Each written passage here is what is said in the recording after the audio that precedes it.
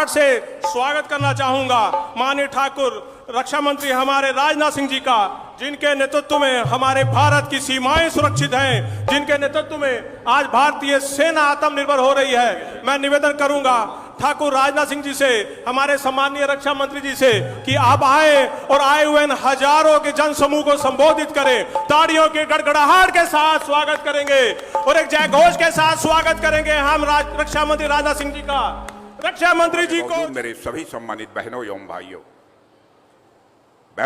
जहां तक मुझे याद है, लंबे अरसे के बाद इस स्थान पर किसी सार्वजनिक सभा को संबोधित करने के लिए आप सबके सामने खड़ा हुआ।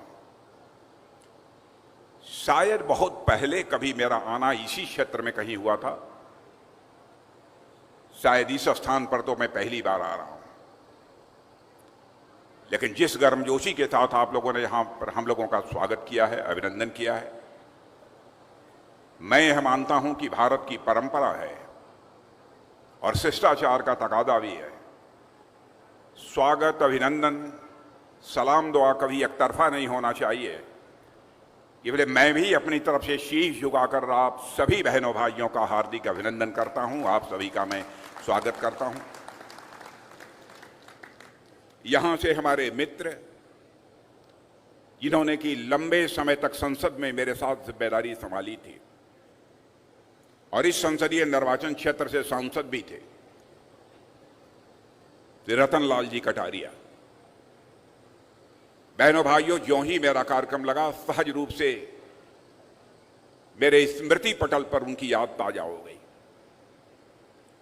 छोटी बैठक हो या बड़ी बैठक हो, एक भी बैठक ऐसे नहीं होती थी जिसमें रतन लाल जी कटारिया कुछ न कुछ अपने विचार न व्यक्त करें। और अपना विचार व्यक्त करने की रतन लाल जी कटारिया की जो शैली होती थी वह अद्भुत होती थी कि एक बार जब वह बोलते थे तो एक बार तो ठहाका लगाने के लिए सारे सांसद मजबूर हो जाते थे। ऐसे थे आपके सांसद रतन लाल जी कटारिया। उनके निधन के बाद मैं पहली बार आया हूं, इसलिए एक बार मैं जहां पर तहे दिल अपनी श्रद्धांजलि अर्पित करता हूं, वहीं पर उनकी स्मृति को भी मैं नमन करता हूं। लंबे अरसे के बाद मेरा यहां आना हुआ है। उत्तर प्रदेश और हिमाचल प्रदेश से सटे हुए इस इलाके को मैं मानता हूं कि विशेष रूप से यमुना जी का आशीर्वाद प्राप्त है। मेरे बहनों भाइयों, जब भी मुझे हरियाणा आने का अवसर मिलता है तो मैं सच बताऊं कि मुझे बेहद खुशी होती है। और शायद बेहद खुशी इसलिए भी होती है कि मैं भी किसान परिवार में ही मैं पैदा हुआ हूं। मेरी भी आप जैसे ही खेती बाड़ी होती थी, मेरा भी कोई दूसरा व्यवसाय नहीं था। शायद एक तक किसान परिवार से होने के नाते, और दूसरा इसलिए कि हरियाणा की धरती ऐसी धरती है और हिमाचल प्रदेश इसके बगल की धरती और यह पंजाब, यहां से बड़ी संख्या में हमारे भारत की सीमाओं की रक्षा करने वाले जवान यदि जाते हैं तो यहीं से जाते हैं। इसलिए स्वाभाविक रूप से हमें इस स्थान पर आने पर एक स्वाभाविक खुशी मुझे महसूस होती है। और बहनों भाइयों, इस धरती के करिश्मे को मैं अच्छी तरह जानता हूं। खेलों के मामले में भी हरियाणा ने सदैव भारत का मस्तक ऊंचा किया है। इस हिंदुस्तान में सर्वाधिक मेडल देने वाला यदि कोई राज्य है तो उस राज्य का नाम है हरियाणा है। और जहां तक मुझे याद है, यदि मैं भूल नहीं रहा हूं, तो भारत को पहला ओलंपिक मेडल दिलाने वाली जो कर्णम मल्लेश्वरी थी, बताया जाता है कि उनकी भी यमुनानगर यह कर्मभूमि रही है। खेलों में सर्वाधिक पदक यानी मेडल जीतने के कारण ही हरियाणा के बारे में यह कहा जाता है कि भारतीय खेलों की राजधानी है। इसलिए स्वाभाविक है कि ऐसे राज्य में कोई कार्यक्रम होता है और वहां की जनता के साथ सीधा संवाद करने का अवसर मिलता है तो हमें खुशी होती है। और आज आप सबके बीच यहां पर मौजूद हैं, क्यों मौजूद हैं, यह भी आप सबको जानकारी होगी। मोदी जी के नेतृत्व में हमारी भारतीय जनता पार्टी के नेतृत्व की एनडीए सरकार ने 9 वर्षों का कार्यकाल पूरा किया है। 9 वर्षों में मोदी जी ने अच्छा किया है, खराब किया है, जितना करना चाहिए था उतना किया है, नहीं किया है।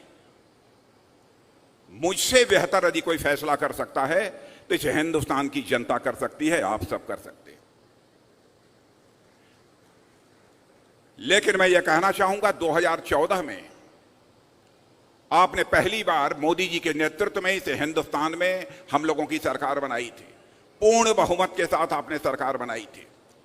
उस समय आपको एक उम्मीद थी, आपको एक आशा थी कि एक बार मोदी जी को भी प्रधानमंत्री बनाकर देख लिया जाए। बहुतों को देखा, अब इनको भी एक बार हम देख लेते हैं, आजमा लेते हैं कि कैसे सरकार चलाते हैं। 2014 में सरकार बनने के बाद 5 वर्ष तक उनके कामकाज को देखने के बाद आप इस नतीजे पर पहुंचे कि नहीं, यह इंसान तो एक गजब का इंसान है, यह करिश्माई इंसान है। इसलिए 2019 में भी आप लोगों ने पहले से अधिक सीटों पर विजय दिलाकर भारतीय जनता पार्टी की सरकार इस हिंदुस्तान में बनाई। पहले तो एक उम्मीद से आपने सरकार बनाई थी, और बहनों भाइयों, कभी उम्मीद टूट जाती है, आशा यदि कभी टूट जाती है, तब भी लोगों को लगता है कि कोई बात नहीं, एक इस बार हमारी आशा टूट गई, हमारी उम्मीद टूट गई, लेकिन आगे कभी न कभी हमारी आशा पूरी होगी, उम्मीद पूरी होगी। लेकिन 9 वर्षों के अंदर जो जन सामान्य में उन्होंने विश्वास पैदा किया है, बहनों भाइयों, जहां जहां मैं जाता हूं, जिन जिन भी सार्वजनिक सभाओं को संबोधित करने के लिए, दुनिया के दूसरे देशों में रहने वाले भी जब भारतवासी हैं उनसे भी मैं बातचीत करता हूं, मुझे लगता है कि इस देश की जनता का विश्वास अब मोदी जी के प्रति पूरी तरह से पक्का हो गया है। और मैं यकीन दिलाना चाहता हूं, जब मैं भारतीय जनता पार्टी का अध्यक्ष था, उसी समय प्रधानमंत्री के उम्मीदवार के रूप में वह चुनाव के मैदान में उतरे थे। मैं उनके कर्तृत्व से अच्छी तरह परिचित हूं, उनके वक्तृत्व क्षमता से अच्छी तरह मैं परिचित हूं, उनकी नीयत से भी मैं अच्छी तरह परिचित हूं, उनके ईमान से भी मैं अच्छी तरह परिचित हूं। मुझे याद है कि एक बार हम और वो दोनों लोग एक सार्वजनिक सभा में मौजूद थे। उस समय उन्होंने कहा, एक बात कही थी, तो मुझे लगा कि बात तो बहुत बड़ी बोल गई इन्होंने, लेकिन वह बात पूरी हो पाएगी नहीं हो पाएगी, यह तो समय के गर्भ में छिपा हुआ है। लेकिन बहनों भाइयों, मैं आज भी यदि याद करता हूं तो उन्होंने कहा था, मोदी जी ने उस समय, सौगंध मुझे इस मिट्टी की, सौगंध मुझे इस मिट्टी की, इस देश को नहीं मिटने दूंगा, इस देश को कभी झुकने नहीं दूंगा। और वह करके उन्होंने, मोदी जी ने दिखा दिया। मेरे बहनों भाइयों, इसीलिए मैं कह सकता हूं कि जो भी जन सामान्य में उन्होंने विश्वास पैदा किया है, जो कहा था उसे करके उन्होंने दिखाया है। अभी हमारे अनिल विज जी आपके सामने विचार कर रहे थे, हमारे प्रदेश अध्यक्ष धनखड़ जी, कंवरपाल जी, कैसे उन्होंने अंतर्राष्ट्रीय जगत में भारत की प्रतिष्ठा को बढ़ाया है। इससे भी आप सभी अच्छी तरह परिचित होंगे। पहले बहनों भाइयों, दुनिया के मंचों पर भारत कुछ बोलता था तो भारत की बातों को लोग गंभीरता पूर्वक नहीं लेते थे, कहते थे भारत तो एक कमजोर देश है, गरीबों का देश है। लेकिन आज यदि दुनिया के मंचों पर भारत कुछ बोलता है तो दुनिया कान खोलकर सुनती है कि भारत बोल क्या रहा है। यह हैसियत दुनिया में भारत की बनी है,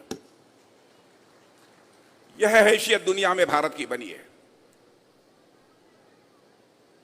और आज मैं यह भी आपको याद दिलाना चाहता हूं कि एक बहुत वित्तीय फर्म, फाइनेंशियल फर्म थी, उसने 2013 में कहा था कि भारत अपने गरीबी के अथवा आर्थिक तंगी के संकट से कभी उबर नहीं पाएगा, हमको ऐसी उम्मीद नहीं दिखाई देती है।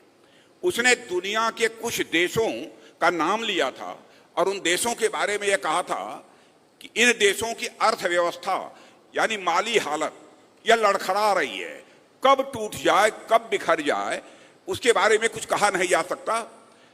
ऐसे देशों को ध्यान में रखते हुए एक नाम उसने दिया था, फ्रेजाइल 5, यानी जिनकी आर्थिक स्थिति कभी भी लड़खड़ा सकती है, कभी भी समाप्त हो सकती है, ऐसा कहा था।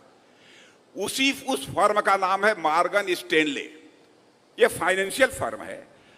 आज वह फाइनेंशियल फर्म कहती है कि भारत अब तो जो 2013 में देश की आर्थिक हालत के मामले में जो दुनिया में 11वें स्थान पर खड़ा था, आज वह जंप लेकर 5वें स्थान पर आ गया है।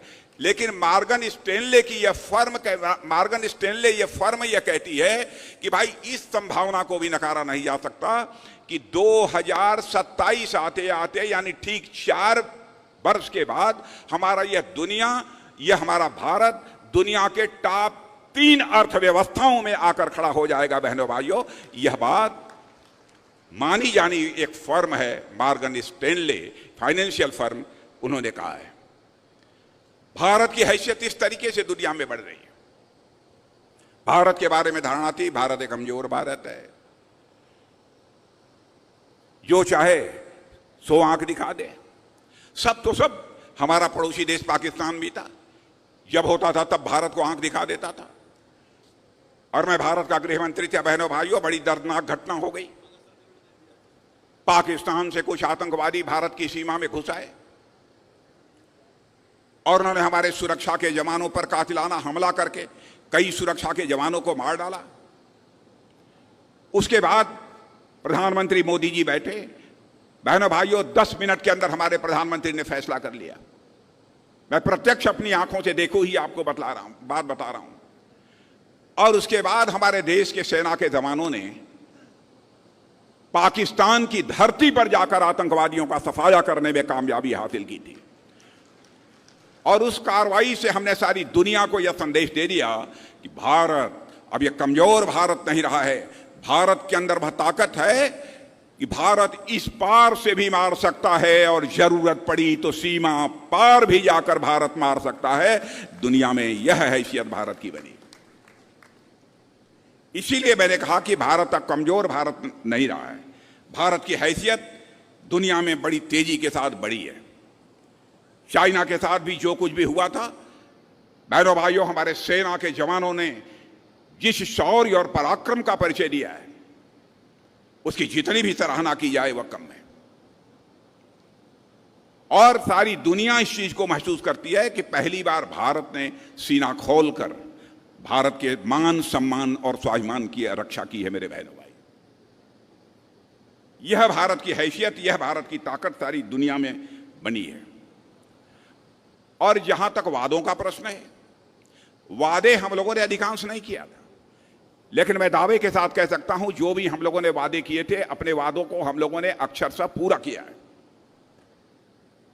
पहले यह होता था जनता से वादे बहुत सारे किए जाते थे, लेकिन अपने वादों को राजनीतिक पार्टियां पूरी नहीं करती थी, उसकी चिंता नहीं करती थी। हमने जो कहा सो किया।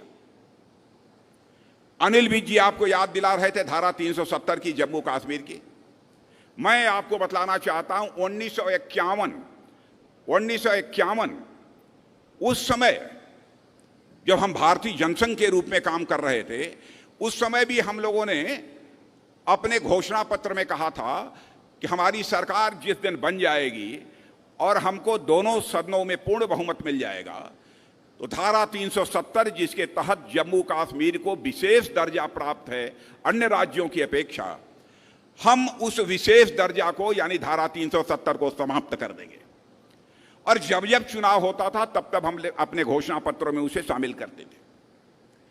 लोग ये कहते थे कि ये जनसंघ वाले जनता की आंखों में धूल झोंकते हैं, जब चुनाव आता है तब इनको धारा 370 की याद आ जाती है। लेकिन बहनों भाइयों, हमको दोनों सदनों में, संसद के दोनों सदनों में वो बहुमत नहीं मिला था, इसलिए हम अपने वादे को पूरा नहीं कर पा रहे थे। लेकिन हमारी प्रतिबद्धता अपने वचन के प्रति बनी हुई थी। आपने देखा कि वह क्षण आ गया जब संसद के दोनों सदनों में हमको लगा कि अब हमारा बहुमत है, तो बहनों भाइयों हमने क्षण भर की देर नहीं लगाई। धारा 370 जिसके तहत जम्मू कश्मीर को विशेष दर्जा प्राप्त था, उसको चुटकी बजाकर हम लोगों ने समाप्त कर दिया बहनों भाइयों। और जम्मू कश्मीर का भी वही दर्जा है जो हिंदुस्तान के अन्य राज्यों का दर्जा है। जो भी कहा था, एक भी चीज ऐसी नहीं है जिसको हम लोगों ने पूरा नहीं किया। जहां तक अपनी पुरानी विरासत पर गर्व करने की बात है, अपनी पुरानी विरासतें जो स्थान स्थान पर जो पड़ी हैं उनको भव्य स्वरूप देने का काम भी यदि किसी सरकार ने इसे हिंदुस्तान में किया है मेरे बहनों भाइयों, तो हमारी सरकार ने किया। याद दिला रहे थे बीज जी राम मंदिर का। मुझे याद है 1984 में जब हम लोगों ने घोषणा पत्र अपना तैयार किया, तो उस घोषणा पत्र में भी हम लोगों ने कहा था कि हमारी सरकार यदि बन जाएगी, बहुमत यदि हमको मिल गया, तो हम अयोध्या की धरती पर भव्य राम का मंदिर बनाएंगे। 84 के बाद लगातार हर 5 साल पर जनता कहती थी, भाई आपने कहा था, कब करेंगे आप लोग? इसको घोषणा पत्र में कहना आप बंद कर दीजिए। लेकिन बहनों भाइयों, देखा आपने कि वह दिन आ गया। क्या आज आप जाकर अयोध्या की धरती पर देख सकते हैं, वहां पर भव्य राम के मंदिर का निर्माण हो रहा है बहनों भाइयों, और 24 जनवरी के बाद जाकर अपना शीश झुकाकर आप रामलला का दर्शन कर सकते हैं। अपनी ऐसी प्राचीन स्मारक, प्राचीन मंदिर, बहुत सारे ऐसे जो कि हमारी सांस्कृतिक विरासत के प्रतीक हैं, उनको भव्य स्वरूप देने का काम भी हमारे प्रधानमंत्री ने किया है। आप चले जाइए महाकाल का मंदिर उज्जैन में, पहले का स्वरूप वहां का आपने देखा होगा और आज का स्वरूप आप जाकर वहां देख सकते हैं। आप चले जाइए बद्रीनाथ, केदारनाथ, सोमनाथ, जहां भी चले जाइए आपको बदला हुआ स्वरूप दिखाई देगा। यानी जो कुछ भी कहा था बहनों भाइयों, हम लोगों ने अक्षरशः उसका निर्वाह किया है। आपने देखा होगा कि इस आजाद भारत में नेताओं की कथनी और करनी में अंतर होने के कारण ही भारत के नेताओं पर से और इस राजनीति पर से जनता का विश्वास धीरे धीरे समाप्त होता जा रहा था और एक विश्वास का संकट भारत की राजनीति में पैदा हुआ था।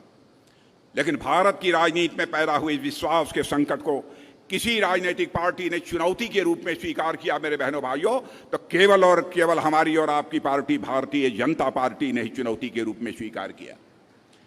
और मैं यकीन दिलाना चाहता हूं आपको कि हम जो कहेंगे हम वो करेंगे, चाहे उसके लिए हमको कितनी भी कीमत क्यों न चुकानी पड़ी।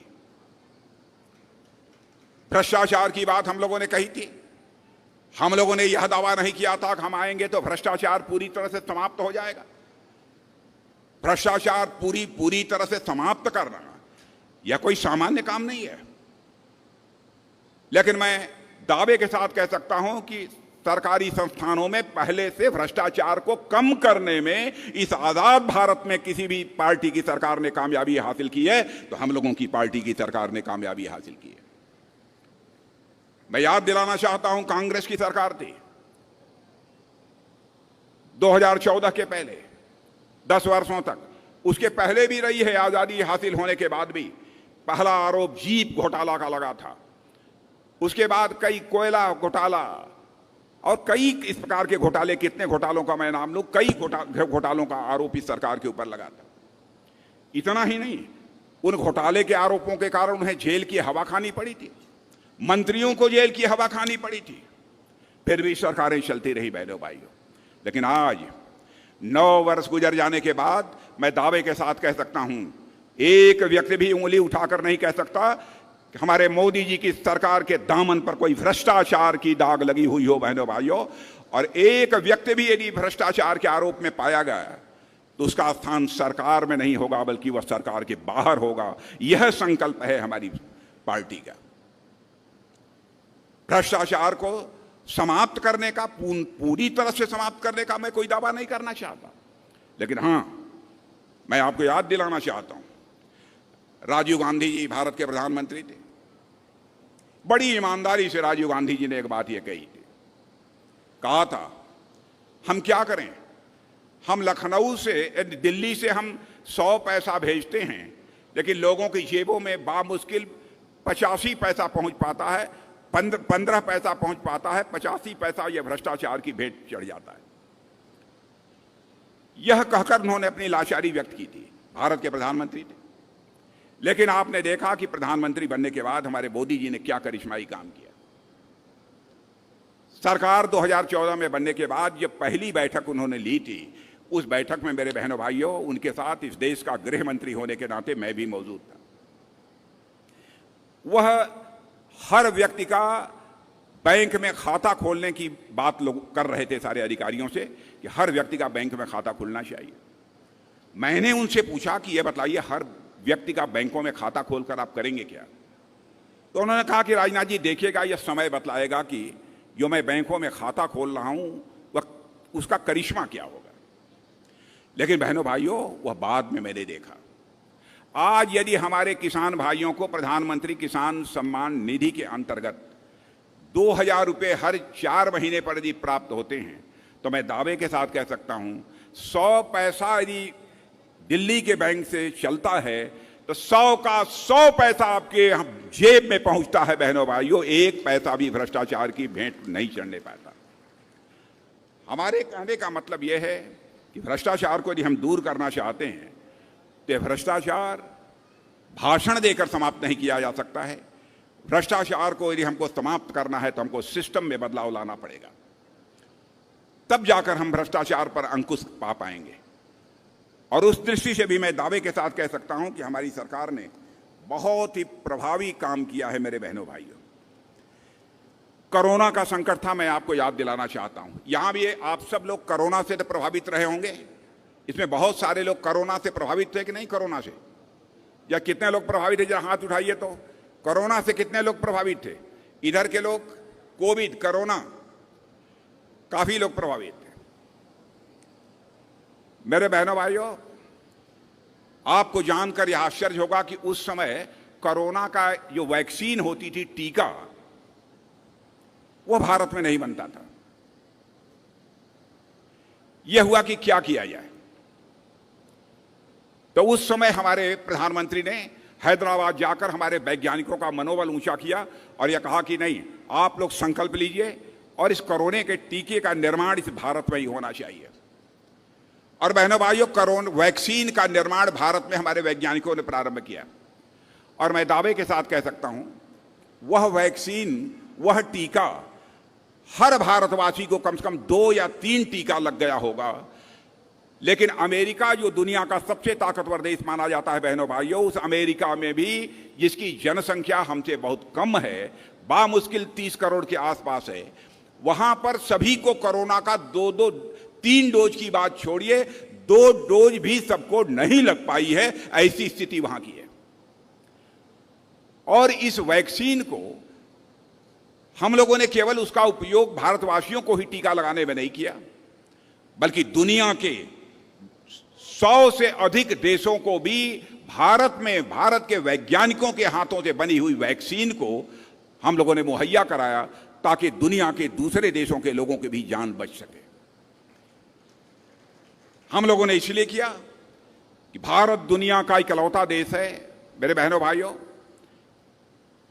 जिस देश के रहने वाले ऋषियों और मनीषियों ने भारत की सीमा में रहने वाले लोगों को ही अपने परिवार का सदस्य नहीं माना है, बल्कि पूरे विश्व की धरा पर रहने वाले लोगों को अपने परिवार का सदस्य मानते हुए वसुधैव कुटुंबकम का संदेश, यानी पूरा विश्व ही हमारा परिवार है, यह संदेश सारी दुनिया को किसी एक देश से गया है तो हमारे और आपके देश भारत से गया है। बहनों भाइयों, इसलिए हमने केवल भारतवासियों की चिंता नहीं की, बल्कि दुनिया के दूसरे देशों में रहने वाले लोगों ने, जिन्होंने मेरी तरफ देखा, हमसे अपेक्षा की, उसको भी हमने पूरा करने का काम किया।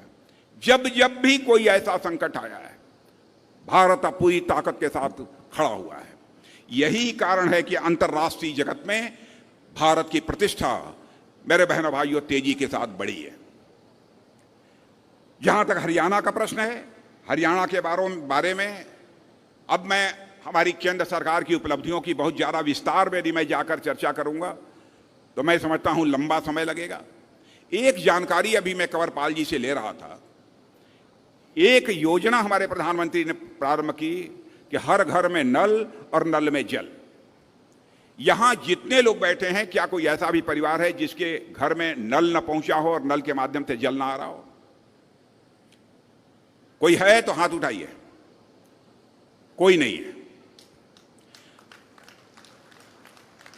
अब यह समझने की कोशिश करिए कि ऐसा प्रधानमंत्री ने क्यों किया। वह इसलिए किया, जब वह देखते थे कि हमारे गरीब परिवारों की माताएं बहनें, यदि पास पड़ोस में कहीं पर पानी नहीं मिलता था तो घड़े पर घड़ा भरा हुआ जल से भरा हुआ घड़ा लेकर वह किलोमीटर 2 किलोमीटर से चलकर अपने घरों में जल लेकर आती थी। तब उन्होंने संकल्प लिया कि हम इस तरीके से, भले ही गरीब परिवार की हमारी वो माताएं बहनें हैं, उनके लिए भी हमारे दिल में वही सम्मान और वही इज्जत है जो अन्य सभी के लिए। तो उन्होंने कहा कि अब हिंदुस्तान का कोई भी घर नहीं बचेगा जिस घर में नल नहीं होगा और नल के माध्यम से जल उनको मिले। और यह सिलसिला सारे हिंदुस्तान में। आपको जानकर आश्चर्य होगा कि भारत की सीमाओं पर भी आप चले जाइए, वहां पर भी आपको हर घर में नल मिलेगा, हर घर में जल मिलेगा। मैं आपसे एक भी पूछना चाहता हूं, दुनिया में कहीं वही योजना नहीं है। कोरोना के संकट के दौरान जब हम लोगों ने देखा दूर दराज से लोग चले आ रहे हैं, नौकरी छोड़कर, मुंबई हो, हैदराबाद हो, बेंगलोर हो, कलकत्ता हो, सारी फैक्ट्रियां बंद हो गए, कामकाज बंद हो गए, रोजी रोटी का कोई ठिकाना नहीं था, लोग घरों को वापस होने लगे। तो उस समय हमारे संवेदनशील प्रधानमंत्री ने यह सोचा कि अब कुछ महीनों तक इन्हें कामकाज तो मिलेगा नहीं, ये कैसे अपना पेट भरेंगे, अपने बच्चों को कैसे लिए दूध की, दवाई की, यह सब सारी व्यवस्था कर पाएंगे। तो बहनों भाइयों, चटपट फैसला किया कि प्रति व्यक्ति हम 5 किलो राशन मुफ्त में मुहैया कराएंगे। और आज हिंदुस्तान में 80 करोड़ लोगों को हम लोग 5 रुपए किलो 5 किलो राशन मुफ्त में मुहैया कराने का काम कर रहे हैं। दुनिया में कोई भी सरकार इस प्रकार की हिम्मत नहीं कर सकती। मैं हरियाणा के लोगों से पूछना चाहता हूं, आप लोगों को भी 5 किलो यह मुफ्त राशन मिल रहा है कि नहीं? अधिकांश परिवारों में मिल रहा है ना? लेकिन केवल वह खाते ही नहीं होंगे लोग, मैं दावे के साथ कहता हूं जरूर वो बचा लेते होंगे, कुछ बेचते भी होंगे। यह बात ईमानदारी है कि नहीं? और आज भी वह योजना चल रही है। बहनों भाइयों, इस प्रकार की योजना दुनिया के किसी भी दूसरे देश में आपको देखने को नहीं मिलेगी। कई ऐसी योजनाएं हैं। किसानों के सम्मान निधि के बारे में तो आप सबको अच्छी तरह जानकारी है ही। अब शौचालय, क्या आप यह सोच सकते हैं कि कोई ऐसा भी प्रधानमंत्री होगा जो घर घर में शौचालय बननी चाहिए, इसके बारे में भी सोचेगा? नहीं। उन्हें इस बात का दर्द था, जैसे बड़े परिवारों की माताएं बहनें होती हैं, वैसे गरीब परिवारों की भी माताएं बहनें होती हैं, उनकी भी इज्जत होती है, उनकी भी अस्मत होती है। नित्य क्रिया के लिए उन्हें बाहर नहीं जाने का मौका मिलना चाहिए।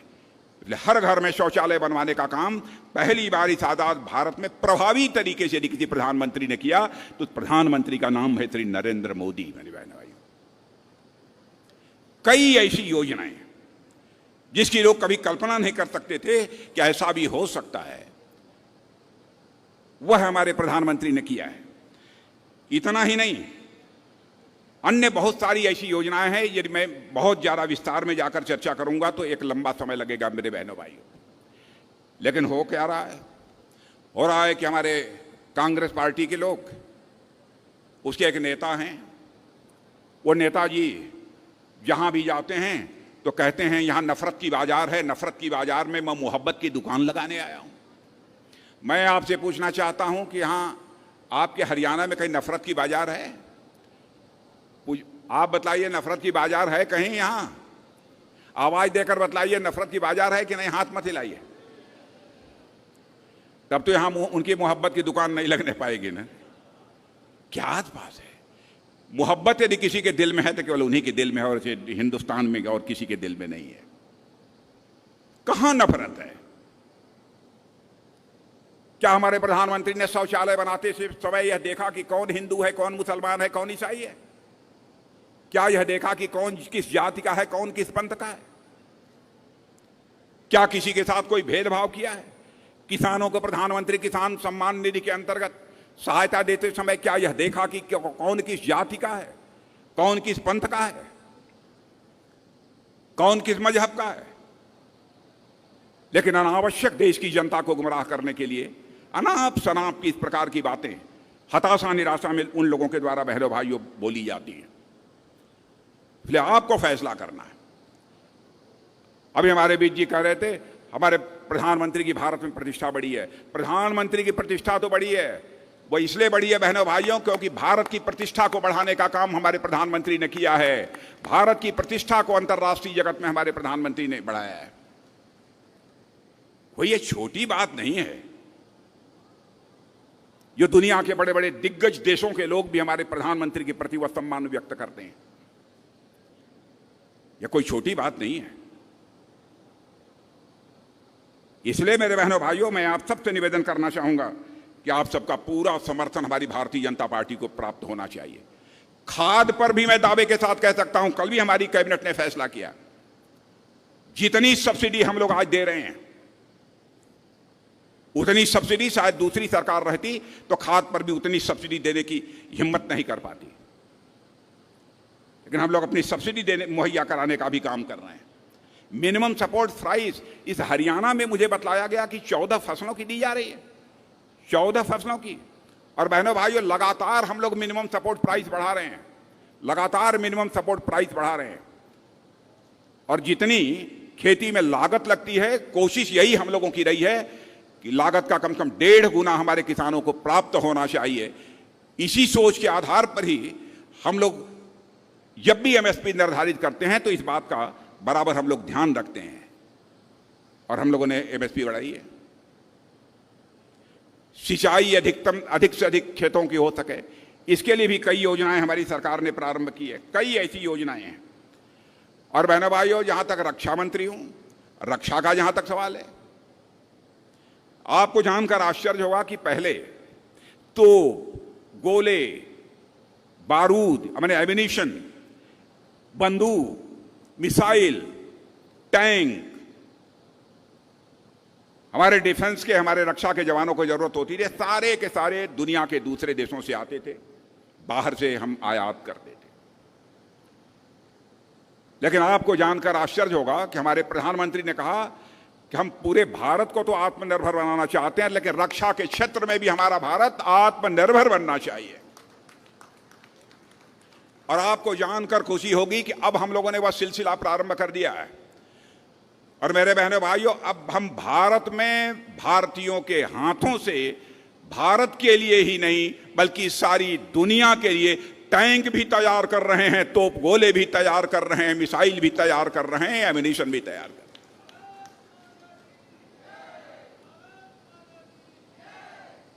भारत में यह सिलसिला हम लोगों ने प्रारंभ किया है। अभी तक 2014 के पहले 900 करोड़ रुपए का एक्सपोर्ट होता था, छोटी छोटी चीजों का, दुनिया के छोटे छोटे देशों को। लेकिन बहनों भाइयों, अब हमारी हैसियत यह बनी कि हम लोगों ने इतने कम समय में ही पहली बार 16,000 करोड़ रुपए का जो है यह तो बंदूक, मिसाइल, इन सब सारी चीजों का एक्सपोर्ट करने में हमने कामयाबी हासिल की है। नेवी की हमारी जहाजें हैं, उनको भी हमने एक्सपोर्ट किया और लगातार बढ़ता जा रहा है। हमारी तो यह कोशिश है, प्रधानमंत्री जी ने यह टारगेट दे रखा है कि भाई 2 साल के अंदर इसको 35,000 से लेकर 40,000 करोड़ तक ले जाइए, और वह लक्ष्य हासिल करने में हम कामयाब होंगे। रक्षा मामलों में भी हम आत्मनिर्भर बनना चाहते हैं। और अभी अमेरिका जो गए थे, जो एक रक्षा समझौता हुआ है बहनों भाइयों, अपने में बेमिसाल है। ठीक है, कब तक हम आपसे लेते रहेंगे? आप आइए, आपके पास टेक्नोलॉजी है, कुछ टेक्नोलॉजी हमको भी दीजिए, कुछ टेक्नोलॉजी आप अपने पास भी रखिए, लेकिन भारत में बनाइए, भारतीयों के हाथों से बनाइए। अब केवल भारत के लिए मत बनाइए बल्कि सारी दुनिया के लिए बनाइए। हम ये भी आपको आजादी देते हैं। हमारे यहाँ के लोगों को भी रोजगार मिलना चाहिए। और मुझे खुशी है, रोजगार का जहां तक प्रश्न है, मैं दावे के साथ कह सकता हूं, हमारे मनोहर लाल जी खट्टर की सरकार, यहाँ की भारतीय जनता पार्टी की, 9 वर्षों में रोजगार के मामले में भी करिश्माई काम किया है। लोग ये कहते हैं साहब, इसके पहले 15 वर्षों में जितने नौजवानों को रोजगार नहीं मिले थे, उससे अधिक 9 वर्षों के अंदर, 8.5-9 वर्षों के अंदर इस हरियाणा की सरकार ने नौजवानों को रोजगार मुहैया कराया है। लेकिन क्या यदि आपको रोजगार मिला है तो आपको एक भी पैसा खर्च करना पड़ा है? एक भी पैसा खर्चा करना पड़ा है? दूसरी सरकारों में, इस सरकारों में सबसे बड़ा अंतर मेरे बहनों भाइयों यही है, भ्रष्टाचार यदि हमारी जानकारी में आ जाए तो हम लोग किसी भी सूरत में माफ नहीं कर सकते। सबसे बड़ी पूंजी, सबसे बड़ी ताकत हम लोगों की यह है। इसलिए मैं आप सभी से यही निवेदन करना चाहता हूं कि मेरे बहनों भाइयों, आप सबका भरपूर समर्थन भारतीय जनता पार्टी को प्राप्त होना चाहिए और 9 वर्ष का कार्यकाल जो हमारे प्रधानमंत्री का पूरा हुआ है, आगे भी उनके नेतृत्व में यह देश ऐसे ही काम करता रहे और यह देश आगे बढ़ता रहे। यह ऐसा आशीर्वाद आप लोगों के द्वारा चाहिए। इसी अपेक्षा के साथ आप सबके बीच में अपने विचार व्यक्त करने के लिए खड़ा हुआ था। पुनः एक बार शीश झुकाकर आप सभी का अभिनंदन करते हुए, आप सभी का स्वागत करते हुए अपना निवेदन समाप्त करता हूं।